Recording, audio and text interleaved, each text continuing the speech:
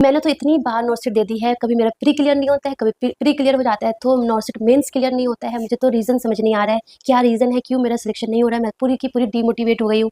मुझे ये समझ नहीं आ रहा है कि कौन सी बुक पढूँ, कैसे पढूँ। So hi everyone, it's Iram Fatima, nursing officer at AIIMS new Delhi. So बहुत सारे ऐसे बच्चे हैं जिन्होंने 2 से 3 से 4 बार अटेम्प्ट कर चुके हैं, बट स्टिल उनका कुछ मार्क्स की वजह से, कुछ रीज़न की वजह से उनका सिलेक्शन रुक जाता है।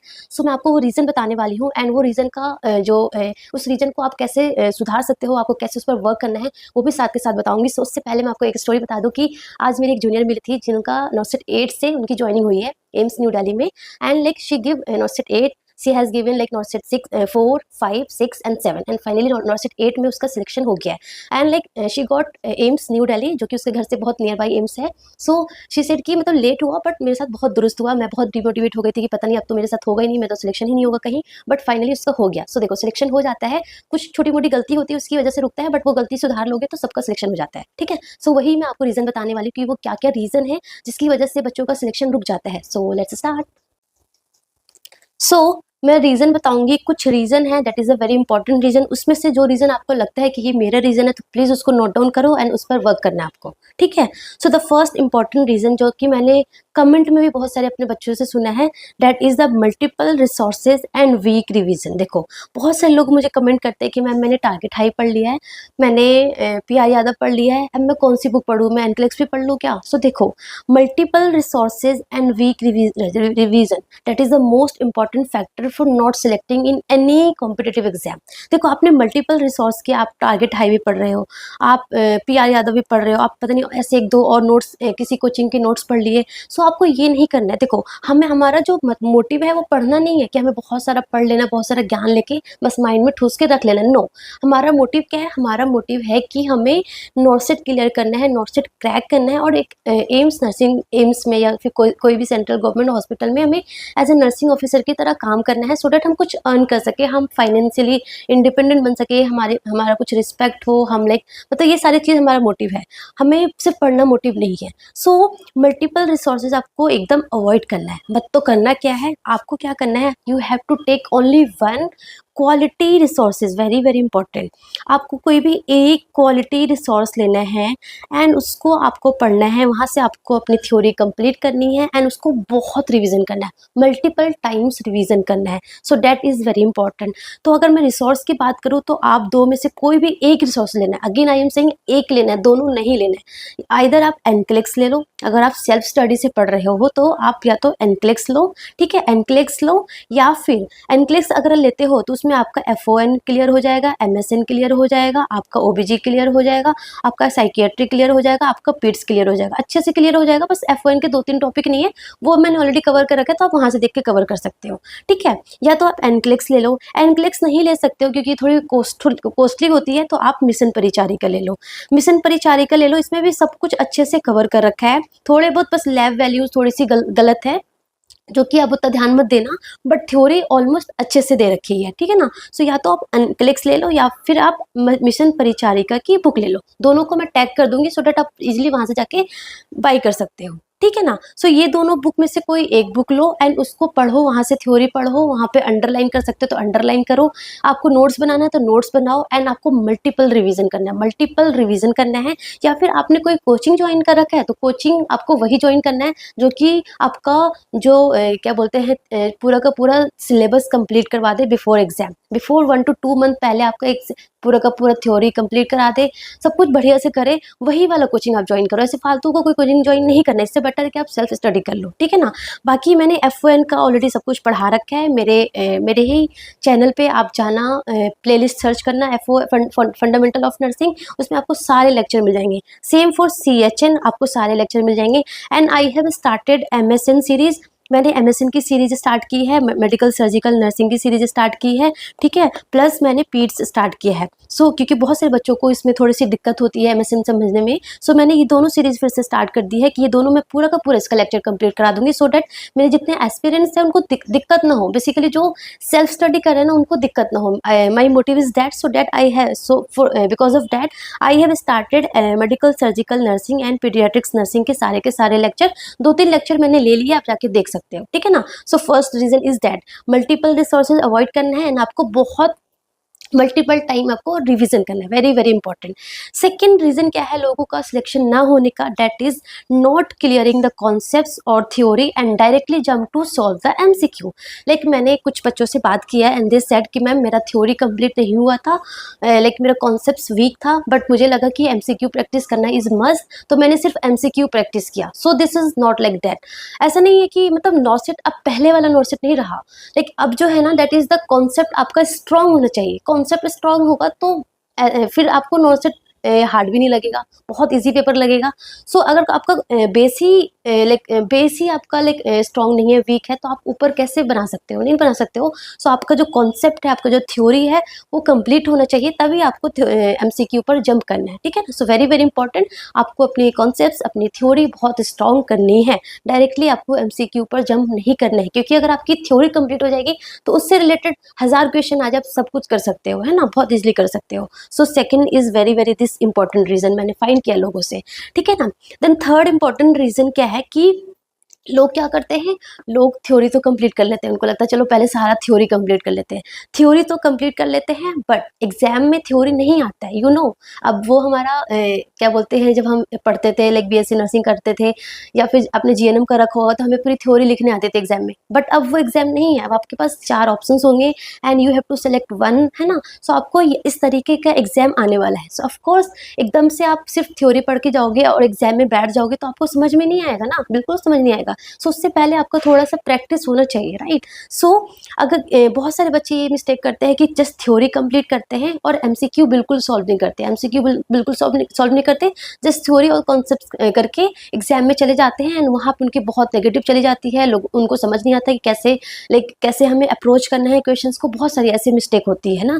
सो आपको बहुत सारा क्वालिटी वाली एमसीक्यू सॉल्व करना है, again I am saying quality वाली एमसीक्यू सॉल्व करना है। क्यों? क्योंकि टारगेट हाई अगर आप लोगे ना, टारगेट हाई में क्या है कि 1000, 800, 1200 एमसीक्यू है एंड लाइक वो जो एमसीक्यू है बहुत सिमिलर एंड बहुत शॉर्ट है। सो इस तरीके के एमसीक्यू करने से बेटर है कि आप थोड़े करो बट क्वालिटी वाले करो, है ना। सो क्वालिटी एमसीक्यू आपको करना है, ठीक है ना। एंड आपको एक मॉक टेस्ट भी ज्वाइन करना है, अभी मत करो, अभी लाइक 1-2 महीने तक अपना बेस स्ट्रॉन्ग करो, लास्ट के 3 मंथ पहले एग्जाम से पहले आप कोई भी मॉक टेस्ट ज्वाइन करना, है ना, क्योंकि एग्जाम देने जा रहे हो। सो आपको बहुत ज़रूरी है कि उस एग्जाम का जो इन्वायरमेंट कैसा होगा वो सारा मज़ा पहले ले लो, सो डैट जितनी गलतियां हो सकती है एग्जाम के दिन वो गलतियां पहले हो जाओ और आप उस गलतियों से सीख जाओ, so that on the day of exam वो सारी की सारी गलतियां ना हो। दैट्स माय मोटिव, ठीक है ना। सो आपको थ्योरी कंप्लीट करना है एंड थ्योरी कंप्लीट के साथ साथ आपको एमसीक्यू भी सॉल्व करना है, दोनों ही इंपॉर्टेंट है। सिर्फ एमसीक्यू सॉल्व करना भी इंपॉर्टेंट नहीं है, सिर्फ थ्योरी कंप्लीट करना भी इंपॉर्टेंट नहीं है, दोनों चीज़ें करना इंपॉर्टेंट है। So third reason is that and the fourth reason is negative marking trap. लोग क्या करते हैं, मतलब वो बच्चे हैं जो थ्योरी भी बेचारे कंप्लीट करते हैं बहुत अच्छे से, बहुत मल्टीपल रिवीजन करके और एमसीक्यू भी सॉल्व करते हैं, बट उनका बहुत नेगेटिव हो जाता है, बहुत वो लाइक नेगेटिव मार्किंग में ट्रैप हो जाते हैं एंड बिकॉज ऑफ दैट उनका सिलेक्शन रुक जाता है, ठीक है ना। सो ये क्यों होता है? क्योंकि वो मॉक टेस्ट तो देते हैं, दे गिव मॉक टेस्ट देते हैं, बट वो एनालाइज नहीं करते, उनको लगता है टाइम मेरा वेस्ट हो जाएगा, मैं एनालाइज करूंगा उतनी देर में कुछ और पढ़ लूंगा, उनको ऐसा लगता है। सो ऐसा नहीं करना है। देखो आप एनालाइज नहीं करोगे, आपका नेगेटिव आ रहा है तो आपको कैसे पता चलेगा कि आपका नेगेटिव क्यों आ रहा है? जब आपको क्यों पता नहीं चलेगा तो आप उस पर कैसे वर्क कर सकते हो, कैसे आप उसको रोक सकते हो, है ना। आप जो एमसीक्यू कर रहे हो, आप जो मॉक टेस्ट दे रहे हो, ऐसे थोड़ा दे रहे हो, मतलब आप इसीलिए दे रहे हो ना, सो डैट आपका एग्जाम के दिन आपके एग्जाम में अच्छे मार्क्स आए, है ना। तो वो जो गलती आप पहले कर रहे हो उसको सुधारना है ना, वो क्यों हो रहा है तो क्यों फाइंड करना है ना। तो आपको एनालाइज करना है, आप जितने भी पेपर देते हो, भले ही आप 2 पेपर कम दो, बट सारे पेपर को एनालाइज करो। एनालाइज करके जो भी रीज़न है, मैंने कितनी बार बोला है कि एक छोटी सी कॉपी बनाओ, उस छोटी कॉपी में आपको सारे रीज़न लिखो, जो क्वेश्चंस गलत हो रहे प्लीज़ राइट डाउन, वो क्वेश्चंस को लिखो एंड आप डेली एक बार थोड़ा सा 5 मिनट के लिए देख लो कि अच्छा क्या क्या मेरा रीज़न था, ये क्वेश्चंस क्यों गलत हुआ था, कॉन्सेप्ट्स की वजह से या फिर कुछ सिली मिस्टेक्स की वजह से या रिविजन वीक की वजह से, क्या था रीज़न। सो आपको पता चलेगा। सो प्लीज़ एक छोटी सी कॉपी बनाओ, उस पर सारा का सारा लिखना है आपको, जो भी आपकी गलती होगी तो, ठीक है ना। So fourth is very important reason and the fifth one is कि not understand the nature of exam. That is कि आप सबको पता है कि हमारे नॉर्सेट में एक प्री होता है और एक हमारा मेंस होता है, सबको पता है ना। प्री में हमें 100 क्वेश्चंस आते हैं एंड वी हमें कितना टाइम मिलता है, वी गॉट 90 मिनट्स, 90 मिनट्स मिलते हैं और हमारे पास 100 क्वेश्चंस होते हैं एंड यू नो कि इसमें हमारा नर्सिंग पार्ट भी होता है एंड नॉन नर्सिंग पार्ट भी होता है, ठीक है ना। नॉन नर्सिंग में थोड़े से जीके, एप्टीट्यूड, इंग्लिश वगैरह वगैरह होते हैं, ठीक है ना। 20 और 80 हमारा नर्सिंग पार्ट होता है, ठीक है ना। सो एंड हमारे मेंस में 160 क्वेश्चंस होते हैं and they purely based on nursing only, इसमें नॉन नर्सिंग इंक्लूड नहीं होते हैं। So you have to understand the nature of exam, कि एग्जाम का नेचर कैसा है, क्योंकि सारे एग्जाम अलग अलग, सब जितने भी एग्जाम होते हैं like it's either it's RRB, सबका थोड़ा सा जो पूछने का वे होता है ना थोड़ा अलग होता है। तो जो हमारे नॉसिट में जो पूछने का जो तरीका है ना, that is like they mostly focus on clinical, critical area, priority base, है ना, बेसिक कॉन्सेप्ट, इस तरीके का एमसीक्यू वो पूछते हैं। तो आपका जो फोकस इस पे करना है, तो ये कैसे हमें पता चलेगा, तो of course you have to solve previous year questions. आपको लाइक कम से कम 4 से 5 साल तक 4 से 5 साल तक का आपको प्रीवियस ईयर क्वेश्चन सॉल्व करना है, बहुत ज़रूरी है, बहुत इंपॉर्टेंट है। लाइक मैं फॉर नॉर्सेट 9 के प्रिपरेशन के लिए मैं PYQ करवाती थी, तो कुछ लोगों का ये कमेंट आया था कि मैम PYQ क्यों करवा रहे हो, लाइक अब तो वो सारे क्वेश्चंस थोड़ी ना आएंगे, एकदम अलग ही आएगा। ऑफ कोर्स अलग आएगा, बट हमें एक आइडिया मिलता है। मैं ये नहीं कह रही कि PYQ वही का वही उठ के आ जाएगा, no, it's never done, it's never like that. But आपको एक आइडिया मिलता है कि यस इस तरीके का MCQ एग्जाम में आता है। सो जो मेरा प्रिपरेशन है, जो मुझे क्वेश्चंस करने की जो मेरी स्ट्रेटेजी होनी चाहिए, वो इस तरीके की होनी चाहिए। बट सेम क्वेश्चंस कभी नहीं आता है ना, वेरी ट्रू, मतलब वेरी ट्रू। समटाइम्स 2-3 क्वेश्चंस आ जाते हैं hardly, but every time different questions come, but yes the approach, the strategy, the type of question is always the same, ठीक है ना। So you have to solve at least 4 to 5 years का questions, previous year questions, ठीक है। ये कहाँ से मिलेगा, इसके लिए एक बुक है, अगर आप वो बुक बाई कर सकते हो, सो वो बुक बाई कर सकते हो आप, mission old paper book by कर सकते हो, या फिर एक ऐप है मिशन हाई नर्सिंग ऐप है, वहाँ पे आपको PYQ like previous year questions के सारे PDF अवेलेबल है। आई थिंक कुछ रुपीज़ पे करना पड़ता है, कुछ बहुत कम ही है, बट पे करना पड़ता है। तो आप वहाँ से या तो आप PDF डाउनलोड कर सकते हैं, या फिर आप ये वाला बुक ले लोगे। ये वाली बुक में ले लोगे तो एक थोड़ा फायदा रहेगा कि आपको सारे एग्जाम के PYQ मिल जाएंगे, like it's all the exam, जितने भी नर्सिंग के एग्जाम होते हैं ना, ESIC हो गया, RRB हो गया, DSSB, जितने भी एग्जाम होते हैं ना, सबका इसमें दे रखा है, ठीक है। सो ये हो गया। Then 6 point is lack of proper strategy, proper study plan, consistency, very important, है ना। लाइक लोग जस्ट ये तो बनाते हैं कि मुझे पढ़ना है, बट लाइक डेली का आपका स्ट्रेटेजी होना चाहिए कि कितना आज आपको पढ़ना है, आज आपको कितना पढ़ना है, कितना रिवीजन करना है, कितना MCQ सॉल्व करना है, और कब तक आपका पूरा थ्योरी कंप्लीट हो जाना चाहिए एंड कब से आपका रिवीजन स्टार्ट होना चाहिए। सो प्रॉपर एक स्ट्रेटेजी होना चाहिए, बिना स्ट्रेटेजी का कोई भी एग्जाम क्रैक करना बहुत मुश्किल हो जाता है, ठीक है ना। सो प्रॉपर स्ट्रेटेजी होना चाहिए, प्रॉपर स्टडी प्लान होना चाहिए, and the very very important consistency matters many many many many much. मतलब कि ये कंसिस्टेंसी तो बहुत ही ज़्यादा इंपॉर्टेंट है। अगर आप एक दिन 10 से 12 घंटे पढ़ते हो, एक हफ्ता बिल्कुल पढ़ते ही नहीं हो, सो इट्स बेटर कि आप डेली का 3 से 4 घंटा ही पढ़ो, है ना, क्योंकि कंसिस्टेंसी बहुत ज़्यादा इंपॉर्टेंट है, डिसिप्लिन बहुत ज़्यादा इंपॉर्टेंट है। तो आपको डिसिप्लिन, कंसिस्टेंसी मेंटेन करना पड़ेगा फॉर क्रैकिंग द नॉसिट एग्जाम, ठीक है ना। उसके बाद 7th very very very important, like I got a comment from many students, जो बोलते थे कि लाइक उनका जो मेजर पार्ट है उस पर से फोकस हटकर वो ज़्यादातर किस पे फोकस करते थे, माइनर सब्जेक्ट्स पर, कि हमारा नर्सिंग मैनेजमेंट में क्या आएगा, रिसर्च में क्या आएगा, इसमें क्या आएगा, उसमें क्या पढ़ना है, कितना पढ़ना है, ये बता दो। सो देखो, focus on minor subject, skipping the most important topic, very very important. देखो आपने पेरेटो प्रिंसिपल पर है, पेरेटो प्रिंसिपल है, वेरी इंपॉर्टेंट प्रिंसिपल, एंड मुझे बहुत बढ़िया लगती है। देखो ये प्रिंसिपल क्या बोलता है, ये प्रिंसिपल बोलता है कि 20% of high yield topic gives 80% marks, ठीक है ना। So 20% of high yield topic gives 80% marks. So जो हमारा मोस्ट इंपॉर्टेंट टॉपिक होता है उसको कभी भी स्किप नहीं करना चाहिए। हमारा जो मोस्ट इंपॉर्टेंट टॉपिक है ना, उस पर हमारा जो बेस है एकदम स्ट्रांग होना चाहिए, ठीक है। जो बाकी के हैं उसको भी पढ़ना है, बट जो मोस्ट इंपॉर्टेंट टॉपिक है उस पर हमारा बेस एकदम स्ट्रांग होना चाहिए, ठीक है। सो सेम लाइक हमारे नॉर्सेट में एक हमारा मेजर सब्जेक्ट होता है, एक हमारा माइनर सब्जेक्ट होता है, ठीक है ना। मेजर सब्जेक्ट्स में हमारे होते हैं like foundation of nursing, CHN, MSN, OBG, PIRS and pharma. ये हमारे क्या है, ये हमारे हैं मेजर सब्जेक्ट्स। एंड माइनर में हमारे लाइक नर्सिंग मैनेजमेंट, रिसर्च और ये सारे होते हैं एजुकेशन, ठीक है ना, जिसमें हार्डली 2 MCQ पूछते हैं, हार्डली, वेरी हार्डली 2 से 3 MCQ पूछते हैं, मोस्ट ऑफ द टाइम तो वो एक ही पूछते हैं, ठीक है ना। सो आपको पहले जो आपका मेजर सब्जेक्ट्स है ना, उसमें आपका मास्टर होना चाहिए। लाइक मैंने बहुत सारे जो लाइक मेरे जूनियर्स आते रहते हैं, मैं उनसे पूछती हूँ, तो दे सेड कि मैंने मेजर सब्जेक्ट्स पे ही फोकस किया था मैम। लाइक मेरा जो मेजर सब्जेक्ट था FON वगैरह वगैरह, उस पर फोकस किया था।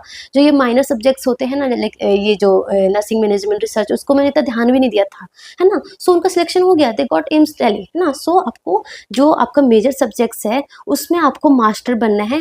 माइनर सब्जेक्ट्स में आपको लाइक रिसर्च पढ़ लो अच्छे से, बस रिसर्च में बेसिकली रिसर्च डिजाइन पढ़ लो, उसी से एक MCQ आता है, उससे ज़्यादा नहीं आता है, ठीक है ना। सो मेजर सब्जेक्ट्स में आपका जो है, आपका जो बेस है स्ट्रांग होना चाहिए।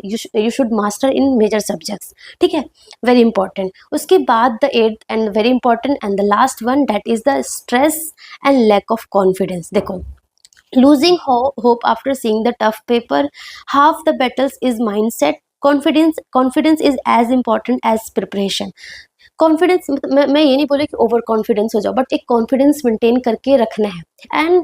And the mind set is very very important. देखो, आप अपने माइंड को जिस तरीके से चलाओगे ना, आपका माइंड उसी तरीके से चलेगा, ठीक है ना। आपका जो माइंड है, आपका जो माइंड है आप पर डिपेंड करता है। सो आपका माइंड सेट पे ही सब कुछ इंपॉर्टेंट करता है। जैसे कि मैं बताती हूँ, अपना ही एग्जाम्पल देती हूँ।